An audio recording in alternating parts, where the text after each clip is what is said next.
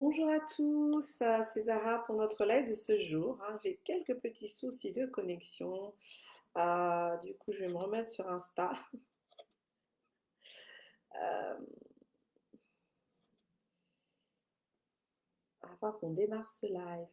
Alors, si vous êtes connectés, n'hésitez pas à me dire si vous êtes là, du coup, avant qu'on ne commence.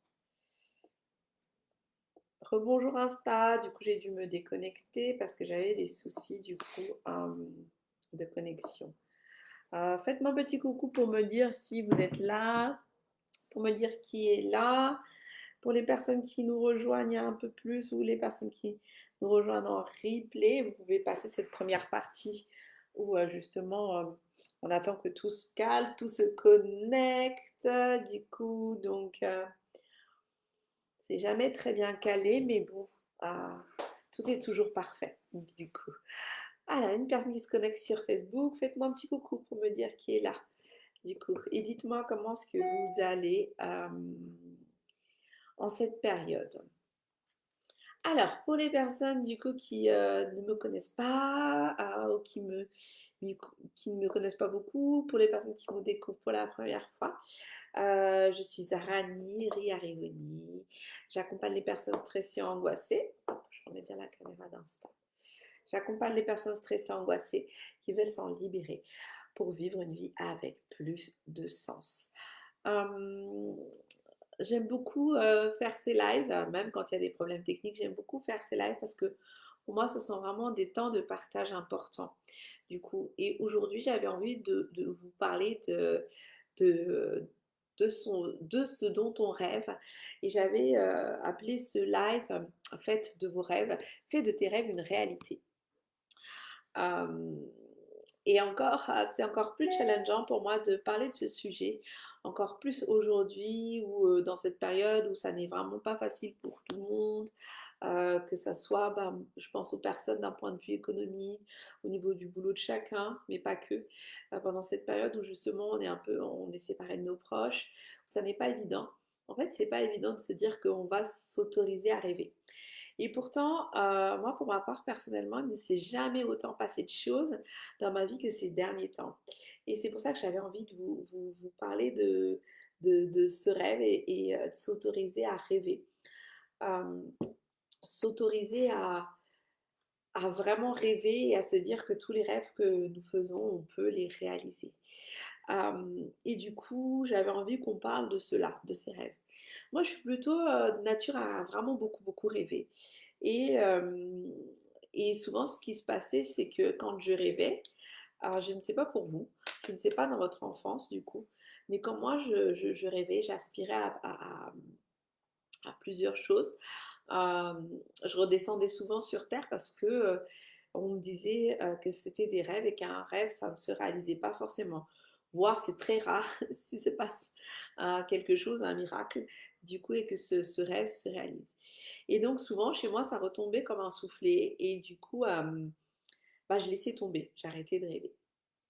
Et ces dernières années, en fait, avec tout ce qui s'est produit dans ma vie, je me suis rendu compte que les choses dont je rêvais, les choses qui m'attiraient, mes petites ou mes grandes aspirations, en fait, étaient totalement réalisables, mais que cela dépendait en fait de moi et de l'état d'esprit dans lequel j'étais. Et je voulais, à travers ce live, en fait, vous donner quelques pistes. Si aujourd'hui vous êtes dans une situation où c'est difficile parce que vous ne croyez plus en rien du tout, ou vous ne voyez pas où est-ce que vous devez aller, quel choix, quelle décision, ou des fois vous vivez peut-être des choses, vous avez l'impression que c'est la bonne voie, et puis finalement il se passe quelque chose d'autre. Et tout se remet en question, et vous reperdez de nouveaux pieds. J'ai envie vraiment de vous apporter un éclairage par rapport à tout ça et de se dire par quel bout justement concrètement est-ce qu'on va prendre ses aspirations et ne pas rester dans cette situation où on se sent complètement bloqué du coup. Où on a l'impression qu'on a cette espèce d'impulsion à l'intérieur et que finalement on est complètement bloqué, on n'arrive pas à prendre de décision ou justement de passer à l'action. Et vous savez, en cette fin d'année, parmi les personnes que je coach et que j'accompagne, on travaille sur le tableau de vision. Et notamment dans le programme pour les professionnels que je coach pour ceux qui développent leur activité. C'est-à-dire que je leur ai demandé en fait de rêver, d'avoir une vision et de mettre en fait sous forme, sous un tableau de vision. Du coup, toutes ces choses, tous ces rêves, toutes ces visions euh, qu'ils avaient ressorties et de les mettre sous forme d'image. Et ça, c'est vraiment la première chose en fait, du coup, à faire. Avant même de faire cette vision, j'ai envie de vous inviter à éclaircir les choses qui sont importantes pour vous. C'est-à-dire que dans un premier temps, quand on est dans ce flou et quand ça brasse en fait de tous les côtés et qu'on a plein de pensées, vous savez, quand ça brasse de tous les côtés, on a plein de pensées. Et en fait, ces pensées, ce sont des pensées de défense, comme si en fait, euh, il y a une situation qu'on ne maîtrise pas. Et donc du coup, cela donne bonjour Léa, coucou. Cela donne vraiment cette idée que quand on ne sait pas où est-ce qu'on a à aller, on a encore plus de pensées, on a encore plus de pensées négatives. Et en fait, c'est ce que je partageais hier avec une personne que j'accompagne. Ces pensées négatives, elles n'ont pas de réalité en soi, en fait. Elles n'ont pas de matérialité, ça reste une pensée. Et c'est à nous de lui donner ou non une matérialité. Et en fait, quand une pensée négative est là, la pensée négative, elle est là en fait pour créer une espèce de protection pour qu'on se protège du coup par rapport à un éventuel danger. Donc ça, c'est vraiment la première chose. Quand vous ne savez pas où aller, vous allez avoir encore plus de pensées que d'habitude. Et là, vous vous dites, ah mince, déjà, je ne sais pas trop où est-ce que je vais. Et une fois de plus, j'ai encore plus de pensées que d'habitude. Et c'est vraiment, ça commence à être pénible. Quand vous êtes dans cette situation-là, en fait, je vous invite à vous poser, à prendre un temps. Ça peut être une méditation si vous êtes dans la méditation, mais ça peut être tout simplement écouter votre respiration et écouter en fait comment ça circule dans votre corps. Moi, ce que je trouve qui marche bien, c'est de se concentrer sur sa colonne vertébrale et sur chacune des vertèbres. Ça permet de laisser vos pensées en fait s'arrêter. Et puis vous prenez un papier et puis vous notez les choses qui sont essentielles pour vous.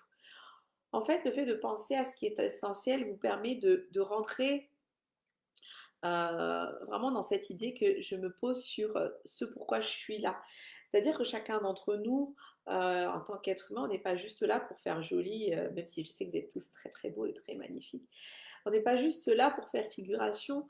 On a tous chacun nos dons, nos talents et quelque chose de particulier à apporter en fait dans ce monde et aux personnes qui nous entourent pour faire du bien. C'est-à-dire que chacun d'entre nous, on est un élément du collier, du coup, on est un élément important pour faire grandir ce monde dans lequel on est. Donc on n'est pas insignifiant et notre existence n'est pas pour rien. Et il y a beaucoup de personnes qui se posent la question pourquoi est-ce que je vis, pourquoi est-ce que je suis là. Et souvent on leur dit oui, c'est des questions un peu métaphysiques, mais en fait vous avez raison de vous poser ces questions parce que se poser ce type de questions va vous permettre de vous axer vers ce qui est important. Donc déjà, dans un premier temps, axez-vous sur l'essentiel. Qu'est-ce qui est important pour vous? Quand on se pose cette question, en fait, euh, ce qui peut se passer, c'est se dire, OK, ça m'a l'air important, mais ça a l'air tellement nul. C'est-à-dire que la chose que je souhaitais partager avec vous sur ce sujet, c'est que des fois, on a l'impression que ce qu'on pense, c'est nul, du coup. On pense quelque chose et on a l'impression que c'est si petit par rapport à la réalité. Ça, c'est dû au fait qu'il y a une échelle de valeur tout autour de nous. Par exemple, quand on est, je vais prendre la culture française, on va être beaucoup dans une culture de réflexion, on va être beaucoup dans une culture d'avis. C'est-à-dire que par exemple en France, tout le monde a toujours un avis sur tout. Et c'est ce qu'on nous apprend quand on est à l'école. On dit d'ailleurs, quand on fait par exemple une argumentation, on est censé donner le pour et le contre. Et en France, ça fait bizarre de ne pas avoir d'avis. Alors que dans d'autres pays, par exemple le Luxembourg, si on n'a pas d'avis sur la question, ça peut être totalement juste et c'est accepté. Donc là, c'est pareil, c'est-à-dire que des fois, vous allez avoir des pensées, vous allez avoir l'impression que c'est si petit que ça n'en vaut pas la peine. Mais moi, justement, je vous invite à faire remonter ce qui est si petit et ce qui n'en vaut pas la peine. Parce qu'à partir du moment où vous mettez en avant ce côté, c'est si petit, ça n'en vaut pas la peine, ça veut dire qu'il y a déjà un jugement de valeur. Et les jugements de valeur, l'échelle, il est toujours par rapport à quelque chose, à une référence qu'on a autour. C'est très bien qu'on ait des références, hein. Ça peut être notre éducation, le milieu dans lequel on vit, le pays dans lequel on vit. la situation dans laquelle on est, c'est très bien, tant mieux. Mais pour moi, la valeur la plus importante, c'est soi, c'est nous-mêmes. C'est ce qu'on ressent de nous-mêmes en profondeur qui est vraiment important. Et j'ai envie de vous inviter justement à réfléchir à ça et à vous donner l'autorisation de dire, OK, aujourd'hui, mon rêve, c'est de faire de la couture. Dans ma famille, c'est tellement mal vu parce qu'on n'est pas une famille manuelle, par exemple. Euh, et ben moi, je vous invite à vous accrocher justement à vos rêves, du coup, et à y aller. Oui, Léa, vous disiez, j'ai tellement de rêves. Oui, il faut aller s'accrocher à ses rêves, du coup. Alors, du coup, par rapport à ces différents rêves, comment est-ce qu'on distingue le vrai rêve, celui qui vient vraiment de soi, et celui qui n'est pas vraiment un rêve? En général, il y a des personnes qui vont avoir des facilités, surtout les enfants, à vraiment rêver et à dire voilà ce dont je rêve. Du coup, parce que en fait, le rêve, c'est quelque chose de très pur, ça vient du plus profond de nous et c'est sans filtre, c'est très nature. Et donc, mais au fur et à mesure qu'on grandit, en fait, justement, et qu'on rentre dans la vie, justement, nos rêves sont un peu biaisés. Euh, Par exemple, quand on est petit, on dit alors qu'est-ce que tu voudrais faire plus tard? De quoi est-ce que tu rêves? Puis il y en a qui répondent être pompier, être maîtresse et tout ça. Puis au bout d'un moment, on leur dit bah non, ça gagne pas bien ta vie. Et fais comme papa. Papa, lui, travaille dans les chiffres et ça a l'air très intelligent. Et en fait, l'enfant va intégrer ça parce qu'on lui a dit que ça faisait bien. Et puis au final, ça devient comme si c'était son rêve. Et en réalité, coucou Fabienne. Et en réalité, en fait, c'est pas du tout ça. En réalité, c'est quelque chose qui a été soufflé par le monde dans lequel on est. Donc la première chose, c'est vraiment de distinguer le rêve de ce qui nous a été soufflé par le monde dans lequel on est. La deuxième chose, c'est vraiment se dire, est-ce que c'est un vrai rêve, mais ou est-ce que c'est un rêve, alors je reprends, est-ce que c'est un vrai rêve qui vient de nous profondément versus un rêve qui nous est soufflé parce qu'on a peur. Par exemple, moi je vous dis, à un moment donné, j'avais une décision à prendre et ça impliquait une situation financière. Et j'étais là, je disais à mon mari, je rêve de gagner au loto, je rêve de gagner à l'euro-million. Et d'ailleurs, j'avais joué et j'avais rien gagné du tout. Et du coup, euh, et du coup, ça m'avait bien fait rire. Du coup, d'ailleurs, j'avais même pas gagné 1 euro. Et tout ça parce que ce fameux rêve n'était pas un rêve. C'était plutôt une aspiration ou justement une peur parce que j'étais en train de prendre une décision financière importante et que j'avais peur qu'il se passe quelque chose de mauvais, de mal. Donc du coup, je m'étais dit, ah peut-être que si je gagne à l'euro million au loto, peut-être que ça pourrait marcher. Et là, du coup, je me suis dit, je rêve de gagner à l'euro million et au loto, alors que ça n'était pas du tout un rêve. C'était issu d'une peur euh, que j'avais à un moment donné, qui a fait que j'avais vraiment envie de gagner à ce loto pour vraiment créer cette sécurité pour répondre à une peur qui s'est réveillée.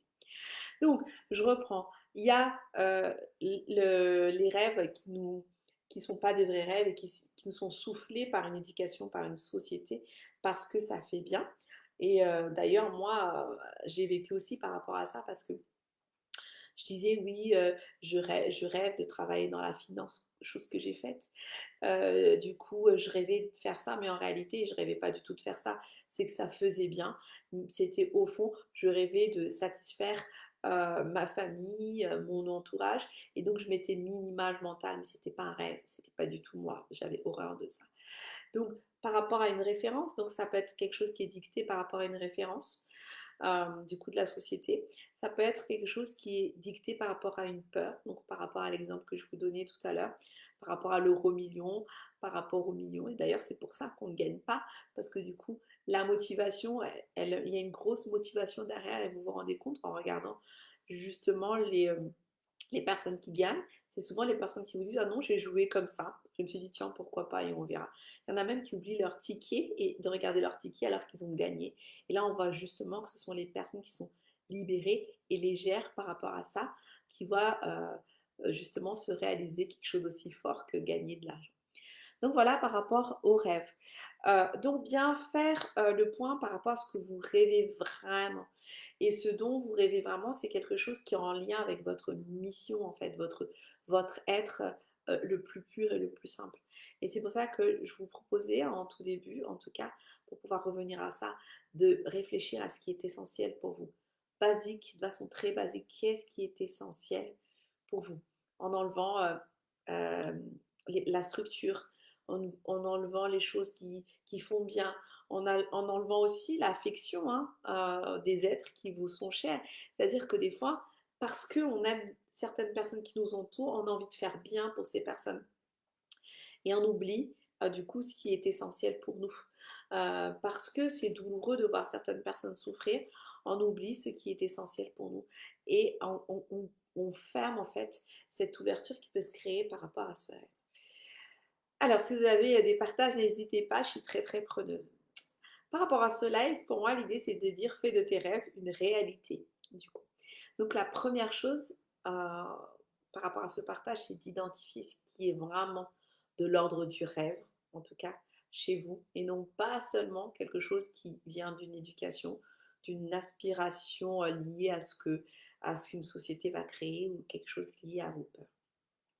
Donc pour cela, revenez à l'essentiel. Rentrez dans des outils, si vous avez des outils comme des outils de méditation.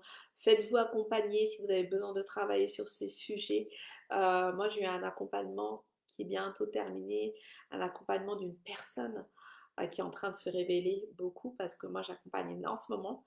Les personnes qui viennent à moi, ce sont des personnes qui se révèlent pour devenir des futurs accompagnants. Et, et cet accompagnement était vraiment, au début, était difficile et finalement il y a beaucoup de choses qui se révèlent et un chemin qui se trace pour cette personne de façon merveilleuse alors qu'il y avait beaucoup de blocages du coup qui se positionnaient. Donc faites-vous accompagner, faites des méditations, en tout cas travaillez sur vous. Ensuite le point qui est important par rapport à ces rêves et comment les rendre réels, c'est d'y mettre vraiment cette bonne énergie, cette énergie en fait de je pose l'intention, je dépasse mes peurs, mes croyances, mes blocages et ensuite j'ai ce qui se présente devant moi, les différentes actions que je vais entreprendre pour justement réaliser ce rêve. C'est-à-dire qu'un rêve, on a toujours tendance à se dire qu'un rêve, en fait, c'est quelque chose de miraculeux. Je rêve d'une maison et tout de suite, la maison, elle se met devant moi. Ça pourrait, hein, je dis pas non, hein, parce que bon, justement, en parlant du loto tout à l'heure, le loto, voilà, il se positionne. Et ça ne veut pas dire non plus qu'on est obligé de faire beaucoup d'efforts et de travail dur pour réaliser un rêve. Parce que souvent, on a ces deux extrêmes-là. On a cette croyance qui dit un rêve, ça se réalise tout de suite et ça va se réaliser, j'ai besoin de rien faire. Et de l'autre côté, on a aussi cette croyance qui dit il faut que je travaille très dur. Et le fait de réaliser mon rêve, ça va être fonction du travail, de l'effort que j'y aurais mis. Ça, c'est vraiment à l'extrême des deux. Je souhaite vraiment que vous vous libériez de ça. Parce qu'en vrai, ce qui fonctionne ou ce qui va fonctionner, si je peux me permettre, hein, parce que ça va correspondre aussi à chacun, c'est d'avoir une vision claire des choses, de poser une intention, c'est-à-dire de créer cette intentionnalité, de poser cette énergie pour qu'elle puisse circuler, de dépasser ses croyances et ses blocages et de se mettre en action. Et les actions que vous allez faire, ça va être des actions qui vous ressemblent, avec lesquelles vous êtes aligné. Si par exemple, vous n'êtes pas du tout aligné avec le fait d'utiliser le mot client, moi j'utilise aujourd'hui le mot client quand j'accompagne les personnes, ça ne me gêne pas, mais à un moment donné, je ne supportais pas ce mot, du coup. J'avais beaucoup de croyances derrière ça. Du coup, j'ai dû travailler derrière mes croyances et puis je me suis rendu compte que c'était que des croyances. Mais ça peut être aussi le fait de se dire je ne suis pas alignée avec ça parce que je suis plutôt une accompagnatrice ou une aidante. Et là encore, c'est pareil. Il y a des personnes qui vont être alignées avec le mot aidant, d'autres avec le mot accompagnant. Pareil, dans la vie de tous les jours, vous allez vous dire, par exemple, je vous donne un exemple familial. euh, euh, Par exemple, dans votre structure familiale, vous accueillez les personnes chez vous, les cousins, les cousines, la famille et tout ça. Et en fait, c'est quelque chose qu'on vous a tout le temps appris et vous le faites de façon automatique. Mais vous vous rendez compte qu'à chaque fois que ces personnes viennent chez vous, vous êtes épuisé, vous n'en pouvez plus. En fait, c'est parce que vous n'êtes pas aligné avec ça. Donc ça, c'est un exemple d'alignement. Il y a des personnes qui vont recevoir, moi je sais par exemple que moi mes parents reçoivent les gens chez eux sans aucun problème, ça leur pose pas de problème, ce qui n'est pas du tout mon cas. Moi j'ai été éduquée comme ça, recevoir des gens, mais en fait je ne suis pas du tout alignée avec le fait de recevoir des personnes. Quand je reçois des personnes chez moi, j'ai besoin de préparer énormément et c'est pour ça que mon troisième cabinet qui est en fait ma propriété n'a aucun accès de l'intérieur de mon intérieur à moi parce que j'ai beaucoup de mal à recevoir les gens chez moi. Donc, vous voyez, ça n'est pas du tout aligné. Pour moi, c'est un effort monstre de recevoir des gens. Je dois déployer une énergie monstre de recevoir les gens chez moi, alors que c'est aligné, c'est naturel chez d'autres personnes. Et donc, ça, c'est très important aussi de voir avec quoi est-ce que vous vous êtes aligné avant de créer une action. Ne pas faire l'action pour faire l'action, mais créer une action parce que vous êtes aligné par rapport à ça et c'est quelque chose qui vous parle. Donc, par rapport à tout ça, ce que j'avais envie de partager avec vous, c'est vraiment, euh, au début, vraiment reconnaître un vrai rêve, d'un faux rêve, justement, d'un rêve qui vous est imposé et qui n'est pas le vôtre, du coup. Reconnaître le rêve qui est le vôtre. Ensuite, quand vous avez plein de pensées qui arrivent parce que euh, justement, ça fait peur de rêver. Donc, vous avez plein de pensées négatives et ces pensées négatives, elles viennent vous titiller. Dites-vous que ces pensées négatives, c'est un mécanisme de défense, que ça n'a pas une réalité. Aucune pensée négative n'a une véritable réalité. Donc, mettez-les de côté et pensez à l'essentiel. Prenez le temps de noter et de voir ce qui est essentiel pour vous. Ensuite, une fois que c'est fait, prenez le temps de continuer à avancer sur vos rêves et de vous dire vraiment, ces rêves ne sont-elles pas influencés par une peur, ne sont-elles pas influencés par une situation, par une éducation, par une société, par une échelle de valeur qui n'est pas la mienne. Ensuite, une fois que c'est fait, posez votre intention pour essayer de faire venir à vous la bonne énergie et libérez-vous de vos croyances, de vos blocages. N'hésitez pas à vous faire accompagner dans ce cas-là, du coup. Et ensuite, passez à l'action. Et là, pareil, pour les actions, faites des actions qui vous ressemblent, qui sont alignées. Ça n'est pas parce que les autres font ces actions-là que vous devez faire ces actions. Et ça n'est pas parce que vous faites ces actions-là que les autres doivent faire ces actions. On est tous différents les uns des autres. Il y a des choses qui vont nous parler, d'autres pas, du coup. Et ça, c'est super important de créer des choses qui nous ressemblent, avec lesquelles nous sommes en accord par rapport à ça. Et, euh, et vraiment, au niveau ça ne veut pas dire en fait ne pas aider les autres, ne pas être là près des autres, mais vraiment faire des choses qui vous alignent et qui sont des actions qui sont propres, propres à vous, hein, du coup. Et être vraiment honnête par rapport à vous-même, par rapport à ces actions, mais pas se conformer à quelque chose ou pas à répondre à quelque chose qui est en fait une considération. Le risque en fait c'est quoi du coup quand on fait une action avec laquelle on n'est pas aligné?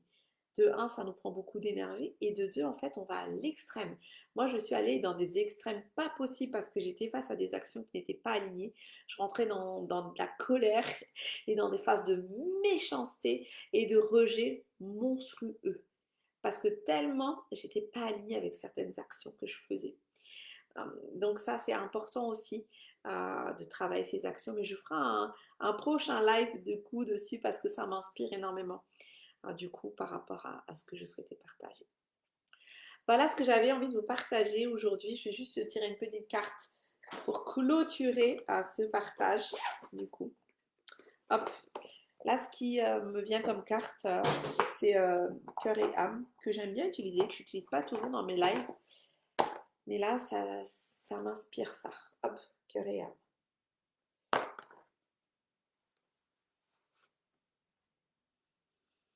Hop, je vais mélanger mes petites cartes.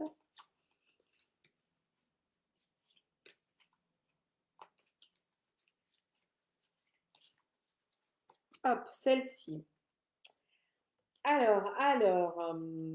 Hop, c'est celle-ci, celle-ci, celle-ci, celle-ci. Je vais la lire. Oups. Il est temps de vous connecter à votre pouvoir et de créer un monde enchanté. Vous pouvez le faire si vous le voulez, car de même que le chêne cache sa graine, le divin est caché à l'intérieur de vous. La raison dépourvue de sentiments génère un dur jugement. Alors écoutez votre cœur et allez au-delà des limites que vous avez placées autour de vous. Alors Fabienne, tu me disais, c'est quoi ces cartes? Alors je te montre. Je montre sur Insta. C'est cœur et âme, cartes oracle de transformation intérieure. Tu les trouves sur Amazon. Elles sont assez accessibles, elles sont magnifiques. Du coup, je vous montre ici sur Facebook. Hop. Alors sur Insta, c'est à l'envers, mais c'est écrit carte oracle de transformation intérieure, cœur et âme. Elles sont magnifiques. Moi, ça me parle bien cette carte du coup. Et ce qui me parle beaucoup par rapport à notre live d'aujourd'hui, c'est écoutez votre cœur et allez au-delà des limites que vous avez placées autour de vous. C'est vraiment euh, libérez-vous vraiment et allez au-delà et rêvez. C'est-à-dire qu'on est souvent, on est dans ce corps dans lequel on est, c'est génial, on reste ancré, il faut être dans ce présent, connecté à ce corps, mais sachez que en fait, vous, vous êtes beaucoup plus qu'un corps, vous allez être la partie énergétique qui est là et encore plus, c'est tout ce que vous allez du coup euh, aller dégager, toute cette aura que vous allez dégager, faire sortir tout autour de vous. Donc écoutez votre cœur, et c'est ce que je disais dans le live de tout à l'heure, c'est vraiment votre rêve, connectez-vous à votre vrai rêve. Euh, Écoutez votre cœur. Je reprenais juste cette phrase. La raison dépourvue de sentiments génère un dur jugement. Alors écoutez votre cœur et allez au-delà des limites que vous avez placées autour de vous. Je vous souhaite à tous vraiment de très très belles fêtes. Je referai des lives, je ne sais pas encore quand. J'attends du coup d'avoir un peu des dates. Merci à toi Michela pour la connexion sur ce Facebook. Et puis merci à toutes les personnes. N'hésitez pas à intervenir, que ce soit sur ma page, que ce soit sur Instagram. Et si vous avez envie d'avoir des informations sur mon accompagnement et sur le fait de travailler avec moi, n'hésitez pas à aller sur mon site internet sur www.sophro-zara.com. À très très bientôt. Ciao ciao tout le monde.